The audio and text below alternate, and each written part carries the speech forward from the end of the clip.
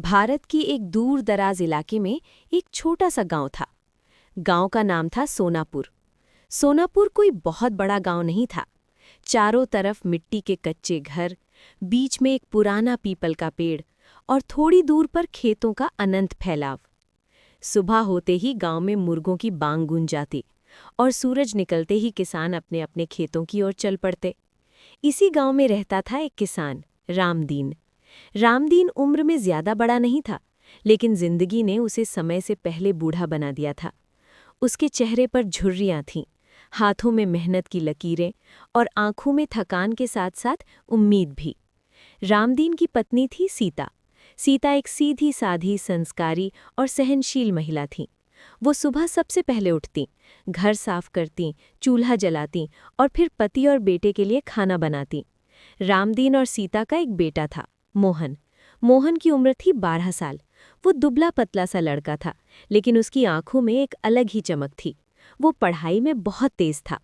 गांव के सरकारी स्कूल में पढ़ता था।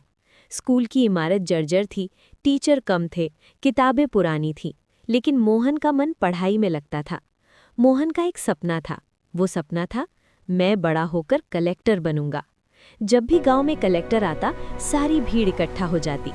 कलेक्टर की सफ़ेद गाड़ी, उसकी वर्दी, उसका रौब, मोहन सब कुछ ध्यान से देखता।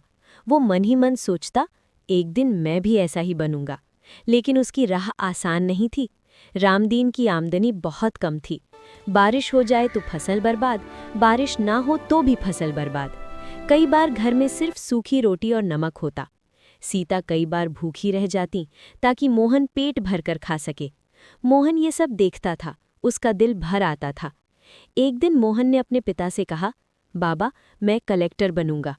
रामदीन चुप हो गया। उसने अपने बेटे के सिर पर हाथ रखा और बोला, बेटा, सपना देखना अच्छा है, लेकिन हमारे जैसे गरीब लोगों के लिए रास्ता बहुत कठिन होता है। मोहन ने जवाब दिया, बाबा, मैं मेहनत करूंगा। सीता की आंखों में आंसू आ गए। उसे अपने बेटे पर गर्व भी था। दिन बीतते गए। मोहन रोज पैदल स्कूल जाता, कभी बारिश में भीगता, कभी धूप में जलता। उसके पास ट्यूशन के पैसे नहीं थे। वो खुद से पढ़ता, रात को दिया जलाकर किताबें पढ़ता। कई बार नींद आ जाती, किताब हाथ से गिर जाती, फिर भी वो हार नहीं मानता। एक दिन स्कूल में प्रतियोगिता हुई, जिला स्तर की परीक्षा। मोहन ने उसमें पहला स्थान प्राप्त किया। गांव में उसकी चर्चा होने लगी। टीचर ने रामदीन से कहा, आपका बेटा बहुत आगे जाएगा।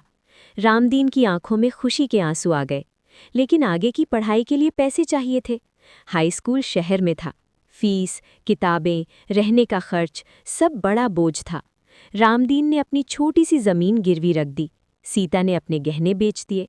मोहन शहर गया। शहर उसके लिए नया संसार था। ऊंची इमारतें, भीड़, गाड़ियां, सब कुछ अलग। मोहन दिन में पढ़ता, रात में छोटे मोटे काम करता। कभी चाय की दुकान पर, कभी अखबार बांटता। उसकी मेहनत रंग लाई। वो हर परीक्षा पास करता गया। इंटर, ग्रेजुएशन, फिर सिविल सेवा की तैयारी। कई बार असफल हुआ, कई बार लगा कि सब छोड़ दे, लेकिन उसे अपने पिता के मैं असफल झुर्री हो वाले गया। चेहरे याद आते, माँ के तपते हाथ याद आते। वो फिर उठ खड़ा होता। आखिरकार वो दिन आया, रिजल्ट निकला। मोहन का नाम सूची में था। वो कलेक्टर बन गया। पूरा गांव खुशी से झूम उठा। रामदीन की आंखों में गर्व था। सीता ने बेटे को गले लगा लिया। मोहन जब पहली बार कलेक्टर बनकर अपने गांव लौटा, उसने वही मिट्टी छुई जहां से उसका सपना शुरू हुआ था। उसने कहा, अगर इरादा मजबूत हो तो गरीबी भी रास्ता नहीं रोक सकती। सपने गरीब या अमीर नहीं देखते। मेहनत, धैर्य और विश्वास हर सपना पूरा कर सकता है।